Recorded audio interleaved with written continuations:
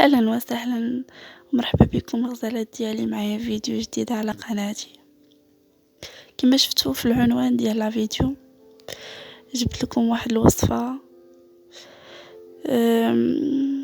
لهذا الفصل هذا اللي كيف ما كتعرفوا كيقوى فيه المرض، خصوصا عند الاطفال. وشي مره ولدك ولا بنتك كتبقاي تجربي له السيروات والادويه اللي كتعرفي واللي قال لك شي حاجه كديريها له غير باش يبرى،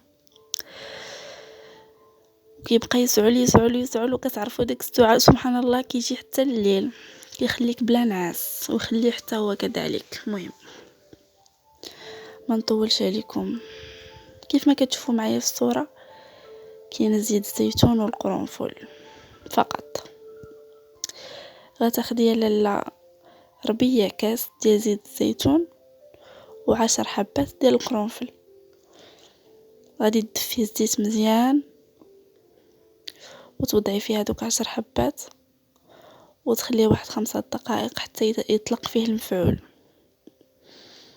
ويكون ولدك في الفراش متكي، وتهزي داك الزيت دهني بيدك وتبقاي دهني له صدرو، دهني يدك ودهني له صدرو وترجعي له حوايجو وتغطيه. ان شاء الله غادي يصبح مزيان وبخير وعلى خير. راه مجربه غير توكلي على الله وديريها له، وان شاء الله غادي يصبح بخير وعلى خير. راه سهله كيف ما كتشوفوا، فيها جوج مكونات غير مكلفه. زيت الزيتون موجوده في اي منزل، والقرنفل الا ما كاينش خوديه. وهذا الشيء اللي كاين حبيباتي، مع السلامه.